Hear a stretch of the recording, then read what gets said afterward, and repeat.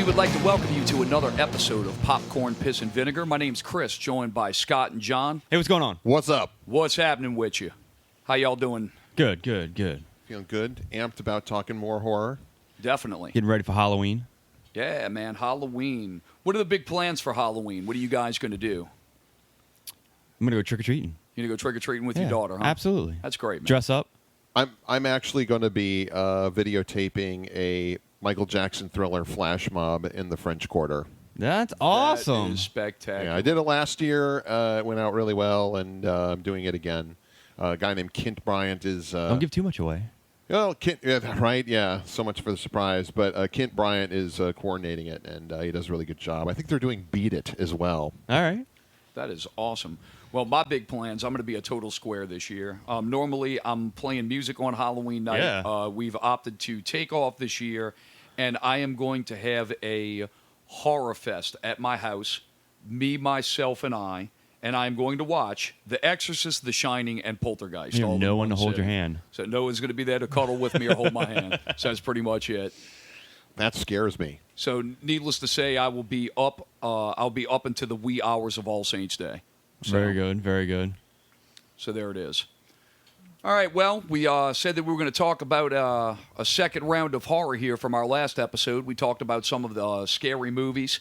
And staying a little bit on the movie theme, I got some news the other day. I was reading, and I don't think anything's necessarily been greenlit yet, but they're talking about Robert Orci and Alex Kurtzman, who are the writers of the Star Trek reboots, as well as some of the Transformers films. And they've developed various shows for television.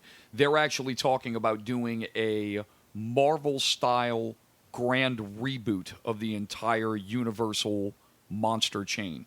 So from the monster franchise from Universal, you're talking about Dracula, Frankenstein, The Mummy, The Creature from the Black Lagoon, The Wolfman. The Invisible Man? The Invisible Man. All the classic Universal horror characters kind of coming in a Marvel Phase 1 grand opus type is that going to deal, be so. sort of like everyone gets their own movie, and then at the end we get an Avengers style? Yeah, I would imagine. I mean, if they're talking about doing it Marvel style, they're going to bring all of the creatures, and we'll get the Monster Squad all over again. Wow, Van yeah. Helsing's in there, Wolfman's right? got Nards. Right. Well, Van Helsing is in the mix too. I heard that was possibly what. The two reboots that they're discussing right now. One being Van Helsing, which was done by Hugh Jackman, starring the original, and it was pretty god awful. Yeah. And coming fresh off of Wolverine, I think that was one of the forays of trying to turn Hugh into a matinee action star. But that obviously flopped and didn't do too well. Yeah. And a reboot of The Mummy. I don't know whether this is going to be a reboot of the old Karloff, Lon Chaney style Mummy, or if I don't know if this is going to be a reboot of the Brendan Fraser, the Rob Cohen franchise. Yeah. I mean, I that was so recent. I would think they'd want to kind of distance themselves from that. Mummies are sort of zombies anyway. That was a long time ago. So I mean, I don't know. Like it's sort of fun to play what if on these fronts. What would you do if you were going to like totally reboot that whole franchise?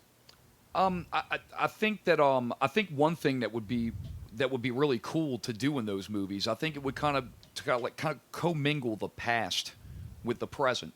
I think it would be neat to actually see these characters, kind of like what they did with Captain America, where the majority of the movie takes place to where these creatures are obviously immortal.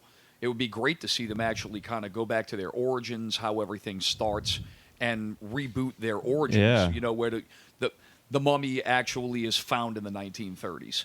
And and who the mummy is. It goes back. He's found by the British or French expedition with all the Egyptology that went down in the turn of the century and turn of 19th century, 20th century rather, and have them discover him and go through his past and go through why he, who he was when he was first mummified. Was he a pharaoh? Was he just like was he a wizard to where they can move the supernatural effects into it? Was he like was he a zombie? Well, I mean, right? Was he just like a normal? Was he just like a normal guy that was turned into a mummy? And then they can use that immortality angle, just like Dracula and just like Frankenstein, to move him into the modern day. The only thing I don't want to see is the characters turned into action heroes. I don't want to see That's. that. I mean, that's not. We're talking about. These guys are villains, right? We're not. They're not. I mean, I don't know whether they're going to turn these characters really into protagonists, or I don't know whether they're going to be the villains and they're going to use the Van Helsing character to kind of be the bridge character that fights against all of these supernatural entities. Right. I don't know. So I don't know that you're going to be able to take the action out. I think people are so acclimated to an action base. I could deal with an action base to an extent, but are they? Am I cheering for the Mummy, or am I cheering for Van Helsing, like you said, or am I? At the end, are they all going to be one giant team? And well, I think what's amazing about all of those characters, and if you go back and watch the old versions, which I've seen all those movies, right. What's great about all of those characters is that even though they're villains, they're sympathetic characters. Sure. They're all sympathetic characters. I mean, especially Frankenstein. Right, I mean, right. He's probably the most sympathetic one out of all of them. You know, he's this guy who's brought back to life and doesn't really understand what his purpose is, and he just kind of like, you know, he's the result of someone playing God. Yeah. And yeah, I mean, it's a sad state of affairs. You know. I think it's interesting that you bring up Marvel as a reboot, because do you think that they may go with the whole? Because Underworld sort of alluded to the fact that vampires and werewolves are sort of the flip side of a coin. Like, do you think that they're going to sort of try and tie it all in? Like maybe the Mummy is patient zero, and they try and reanimate based on discovering the Mummy, and Frankenstein, and then he bites people and they turn it. Like, you think that's the way they're going to go? I don't know. I think what it's really going to be is that I think the characters. I mean, if this even goes down, like I said, this is something that from the impression I got reading is that it's nothing that's been greenlit. It's just something that's discussed, and they've tapped Orsi and Kurtzman to rewrite everything. And I think what would be cool is kind of like do like it is in Marvel. Look, they stand alone. They have their own origins. They have their own things, but they all exist within the same universe.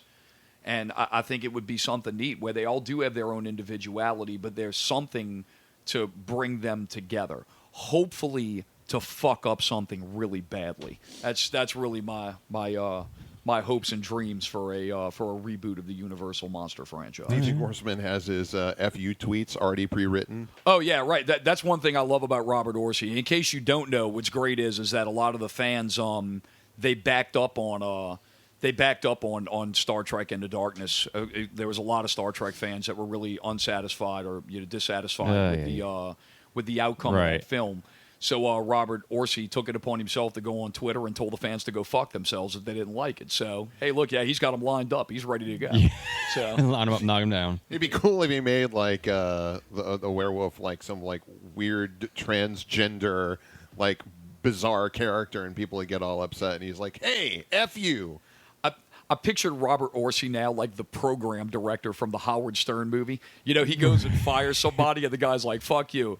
Fuck me? No, fuck you. Fuck your family. Fuck your children. You know, so that's pretty much what I go with Orsi now, as far as that's concerned. Oh, the censors. Yeah, right. Exactly. This show has just turned into an exercise in Morse code for you, Scott. Yeah. Beep, beep, beep, beep, beep. Yeah, right. Well, I have to say, Scott, I applaud you for getting rid of the heart monitors. No problem. Yes, indeed. Well, and this is kind of like a news bit, so to speak. But while we're on Universal, I'll take a quick flop over to Warner Brothers. Warner Brothers, you know, trying to kind of now find their identity within the fandom universe. You know, you have Disney that has all these successful franchises between Star Wars and the Marvel stuff, and even the Muppets. You know, the Muppets. That Siegel wrote that last Muppet movie, and I have to admit it was a great reboot. It was movie. great. Wonderful family movie, nice throwback to the old fans that used to love the show when they were kids, and relaunching it to a generation of new fans. And Disney has a nice little pocket of things. So Warner now trying to find their identity, of course, trying to develop their DC universe, but have announced that they are doing a sequel to Beetlejuice. Now, is Keaton coming back? Yes, Keaton is going to come back as Beetlejuice. That's the only original? That's the only thing that's been confirmed. I don't know. Well, you know, Jeffrey Jones, he's a sex offender now, so you know, right. I don't know what's gonna happen with him, and Catherine O'Hara, and of course Ace Shoplifter, Winona Ryder. You know, I don't know if It they're could, you know, this could be good for all of them to come back and do this. Yeah, I mean, yeah, even Alec Baldwin and Gina Davis. Absolutely. I don't know if they're That'd be great. I don't know if I don't know. It seems to me though in that first movie though, it's kind of like everything was resolved. Yeah, that's and true. there was really no need. It seems to me that Beetlejuice now, since he's kind of like a what's his title? He's a what is he? What type of exorcist? He has some type of official title. I don't know. That he I don't has. remember. It's been a while. He's a freelance exorcist. There you go. So with him being a freelance exorcist, it seems to me that he can like jump to different houses and All right. find some new newly dead people that he can try to trick. I'm in. I'm buying a ticket. Well, if they do the second Beetlejuice, they have to do a third one. Right? Yeah, you gotta do. say his You name do three have to do it. times, right? Yeah, right. I mean, if you're going to follow the model, Got to. But yeah, I You mean, gotta get to. I've seen articles with Michael Keaton on record saying that his favorite role of all time that he's ever played in films is Beetlejuice. Wow. It's the most favorite thing he's ever done. I mean, I would have gone with Mr. Mom. So would I. But Yeah. but yeah, I can understand it. You know, I mean, in what other opportunity do you get to punch Jeffrey Tambor in the mouth? You know, in a film. You know? Hey now. Yes, indeed. So now, and now there's talks of all of these remakes of horror films. There's Universal now has their magnum opus of monster franchise that they're trying to pull back up, and that moves into all of the other popular things that are happening in the horror genre. It seems that we have launches of several different television shows, whether being on for several seasons or newly developed stuff. Of course, we have The Walking Dead, Right. which has just started its fourth season last weekend. Yeah. When you hear the show, there'll actually be two shows in. Right, exactly.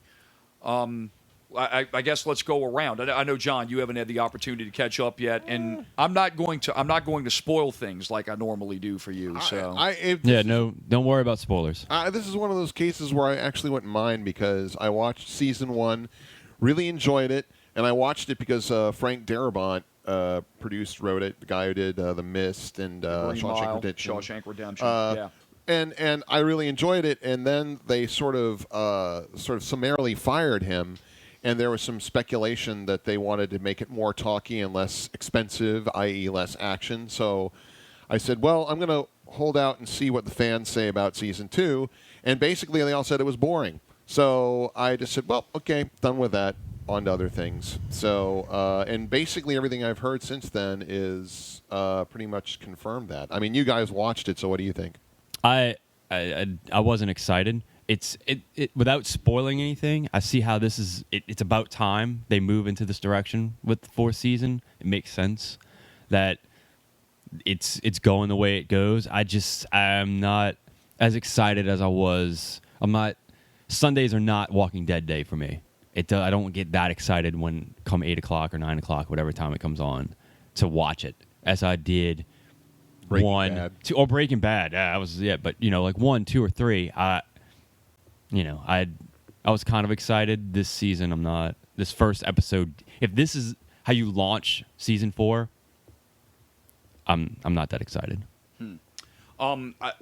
Walking Dead, I like the show. I was introduced to The Walking Dead right around the time when we got smacked with Hurricane Katrina in 2005. I was working out in an area that was heavily flooded and heavily damaged. I was working with a guy who was actually reading the comic book at the time and loaned it to me. Well, we were actually reading it in between our breaks and on lunch breaks and things like that. And I was reading the book, and it was I don't know, it was kind of surreal sitting there, reading a comic book about the apocalypse, and I'm sitting in the middle of it. Wow. And it was really good. One thing I'll say that the comic book duplicates with the show is their pacing.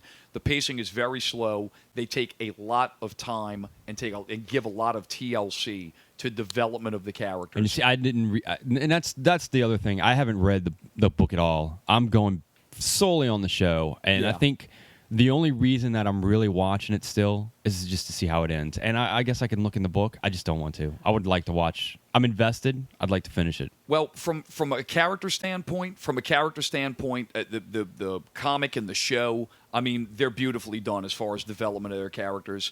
The only reason why I'm going to give the aces to the book over the show is the fact that the book is in a format where it allows them to be incredibly edgy, and it allows them to do some things to where if you think the zombies are bad, some of the mortal characters, Right. are outright morose compared to what the zombies do. And the television format doesn't allow them to do that.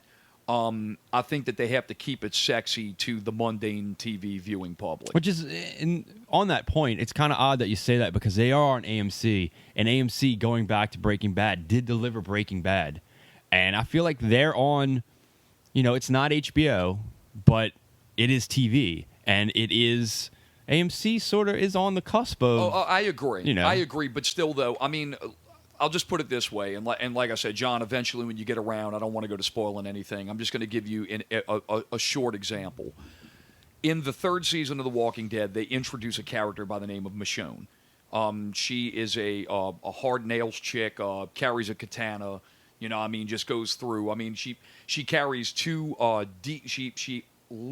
leashes. She has two de-armed, de-jawed zombies Right. that I've she seen carries pictures, with yeah. her, so she can keep active zombies away from her. The main villain of the third season is a character named the Governor. There is a confrontation between Michonne and the Governor in the show that results in Michonne maiming him. In the comic, what he does to her to cause her to maim him could only be done on HBO. What is it? couldn't Wow. even be No, done on- it couldn't even be done on. Oh, really? on- So yeah. you're sold. Okay. If Wow, you all right. ever get around to reading the book, like when I was sitting there reading it, I was like, wow. You would never even think that you would see that like in a comic series. And it's All right. it's morose. It's pretty sick. I'll start. I'll get in. So Sold. Yeah. yeah. But like I said, I like I kind of have a love-hate relationship with the show. Like I sit there and everybody's like, ooh, the governor, the spooky governor, and they go over him on the television show, and I just sit there and chuckle, and I'm like, man, the governor has as much edge as a butter knife in Right. that television show You're as he right. does compared to the book. All right. So That just seems to be everybody's position that sticks with the show.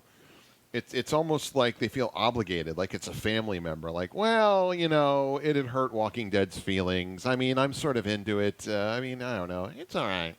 I'm not worried about hurting That's not a feelings. hard sell for me. I don't know, man. I of everything I see, naturally you see what everybody posts on Facebook and all of that stuff. I don't know, man.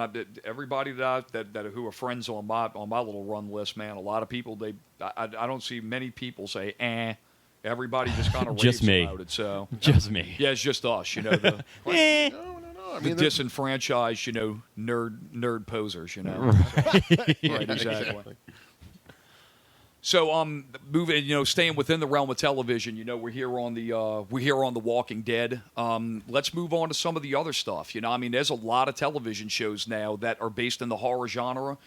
We have Sleepy Hollow, which I hear is I actually like that very show. good. Yeah, I want to see that one. I like it. It's pretty good. It kind of reminds me, without getting too much into it, it kind of reminds me of like X-Files meets, Kind of like Sleepy Fringe, Hollow. Fringy Yeah. X-Files. There's the story, and then there's like this underlying story that you don't really know. They kind of give you a little clue here and there, like, where are we going with this? But as ridiculous as when that first show came out, I'm like, you got to be kidding! This is not a real show. They're really doing a show about the Headless Horseman, and then I watched it, and I had to take it all back.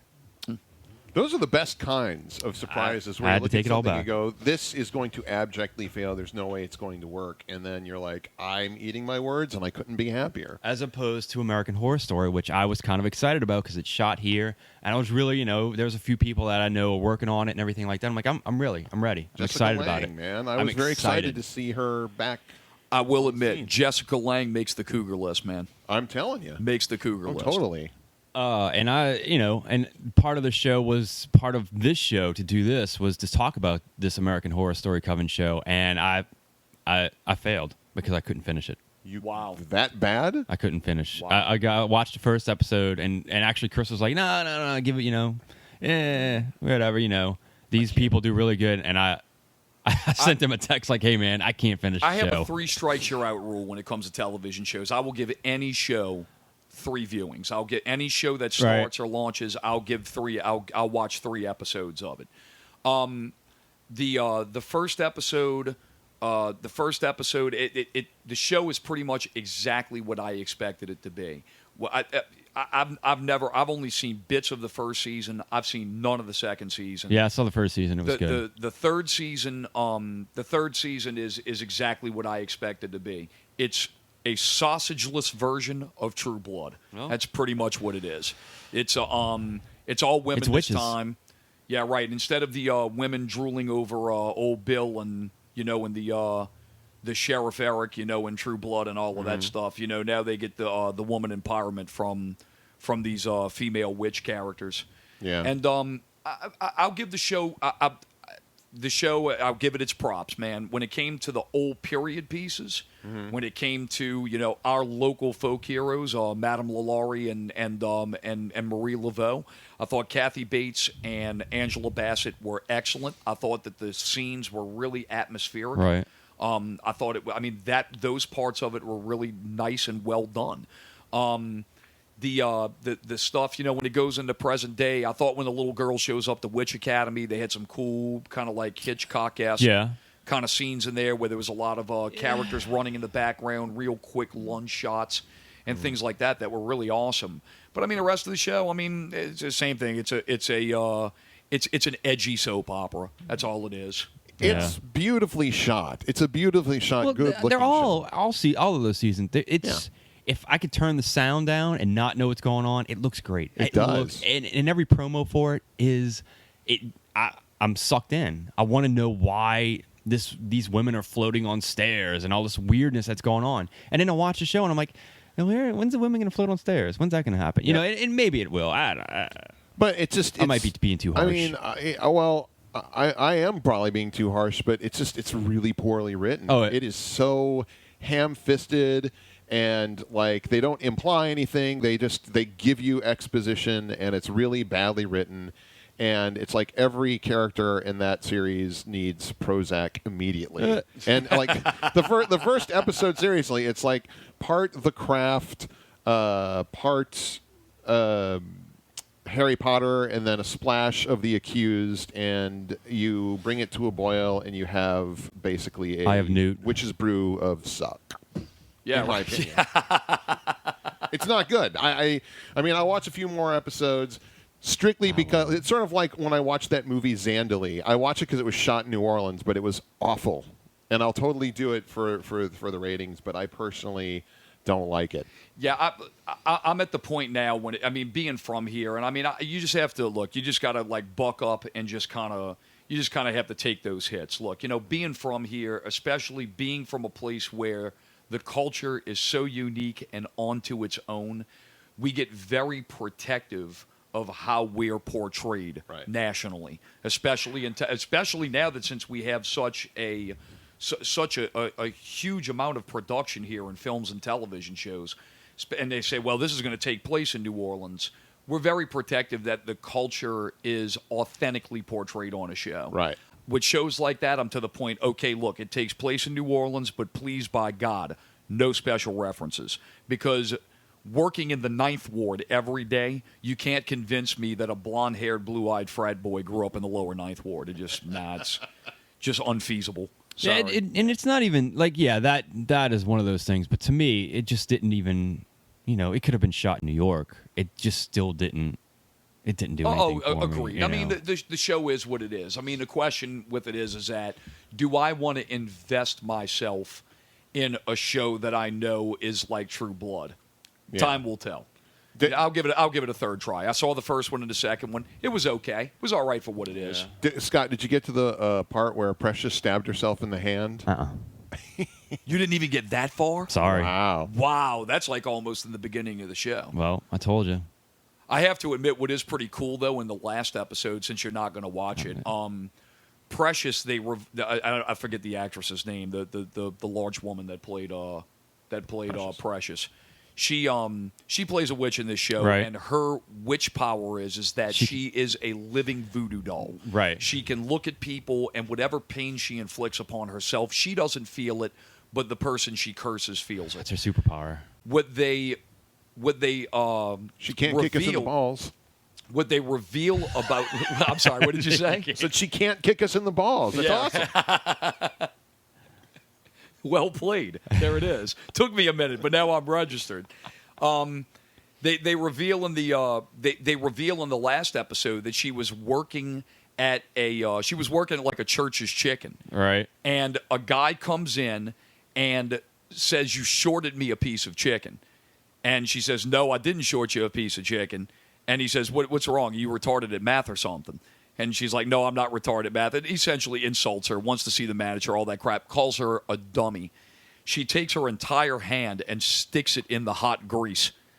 And this guy ends up, you see the blistering and all the burning coming up on his arm, and this guy's just screaming his tail off, and it was spectacular. Yeah. I thought that was a great scene, but, but that's the thing. It's fleeting, Right. It's like, man, what did you think about Star Wars Episode 1? Oh, well, the lightsaber battles were awesome. Right, The rest of yeah, it the sucked, rest but of that it- but that was cool. You nailed it. That's a perfect summation of that show. Moments, but not threaded together very well. Right, indeed. So, as far as all the shows, and there's more stuff that's upcoming. We have, I saw it. I haven't seen the trailer yet. They actually released a trailer. They're doing some kind of show that's based on Dracula. That's getting ready to. Yeah, I saw the trailer for that too. That's getting ready to reboot. There's a new witch series that's coming on the Lifetime Network. The Witches of East End. East End television for angry women. There it is. Witches. They didn't even bother altering the Yeah, no, it didn't title, even. right? I thought it was a joke at first, and then nope. No, I'm sure that show will be a combination of True Blood and the real housewives of insert elitist town here. Right. I mean, yeah, or it's Practical Magic meets Witches of Eastwick. Good. I don't know. I don't even think it's going to be. I don't even think it's going to be like that. I think it's going to be, soap opera horseshit. Pretty much. Yeah. Any other news? As far as news, to kick it within the horror theme here, there is actors are starting to be announced for a reboot of Poltergeist. Really? Oh man, I did not see that. hurts my heart. Me too. Hurts my heart. You know what I did see, speaking of not great ideas, but possibly, I don't know, the Paranormal Activity. Yeah, huh? That's, they're doing another one, but it's got another theme to it. It's like a possession kind of theme where it looks like somebody gets possessed instead of it's a ghost this time. I don't know. And they're missing their Halloween date this year. That's actually going to be released in January. Huh. Well, I mean, the other ones were stories of possession. This is like a devil possessed. This almost reminds me of like Like all The those Exorcist exorcism kind of, like that kind of thing, as opposed to the original idea of a ghost in the corner or found footage kind of thing. This almost looks like it's another possession exorcist kind of thing. Those movies like that, Paranormal Activity, Insidious, Saw. It's like we said several episodes ago. Horror movies are here to stay, especially franchised horror movies. The reason being they're very small budgeted produced films that sometimes make 40 to 60 times their budget. Look at Paranormal Activity. That movie cost $15,000 to make. The first one was $15,000. And that movie grossed like almost $200 million worldwide. Yeah, it's easy. It's like any haunted house you see on the corner. Hey, come to this haunted house. Hey, come to this haunted house. You spend $10. You walk through. You get scared for about 15 minutes. You leave and you're like, yeah, it was good. It's not the greatest thing. I'm still alive. That's what all these, and they know them, making them off the bat. People are going to go see them for a quick scare, eat some popcorn, leave, you're done. And the budget will escalate as they make sequels because Sure. they always have to top themselves. But the thing with it is, you're talking about Paranormal Activity. They're like escalation budget. I think like the last one was made for like $2.5 million, and it's Yeah. still made 85 million Right, worldwide. right. So I mean, it's a no-brainer. As long as the customers keep coming back and paying, they're still going to go back and make those movies. And they'll keep doing it. Oh There's- yeah, it's on and on and on. Yeah. It's just going to keep on Yeah. going. Not so much a horror character, but probably one of the most famous villains in movie history. Darth Vader is going to get a series of specials in 2014, which intrigues me because if they're trying to latch this on to Episode 7, it seems to me that character's story was told in Yes, 6 it's- movies. Yes. Now, if we're going to move on, why is there so much concentration being put on this character? Because 3 shitty movies weren't enough. We need- Exactly. I don't know. There's only one aspect of Darth Vader's story that intrigues me, and I'm not going to give it away because I actually want to write it. I'll tell you after the show, but I'm not going to give it away right now. Oh, cool. Yes. Sounds good. That's it. Getting creative with Star Wars, huh? Well, yeah. I mean, there's one thing in the 3 movies. It was almost a throwaway part that I kind of hooked onto, and I know I told you about it, Scott. I'll tell you about it later. Are But you going to it's- make a homage film based on this one day, maybe? I was thinking about it. We'll keep you posted on PPD. We'll keep you posted. Stay tuned. Yeah. Stay tuned. Definitely. All right. Well, on that note, we're going to wrap this up. Make sure that you visit us at www.popcornpissandvinegar.com. You can listen to this show and to previous shows that we've recorded. You can also like us on Facebook at Popcorn Piss and Vinegar and visit us on Twitter at PPVGuys. I'm sorry. You can also join us in the conversation at hashtag PPVGuyTalk and join in with the after the show conversation. That'll do us. End scene.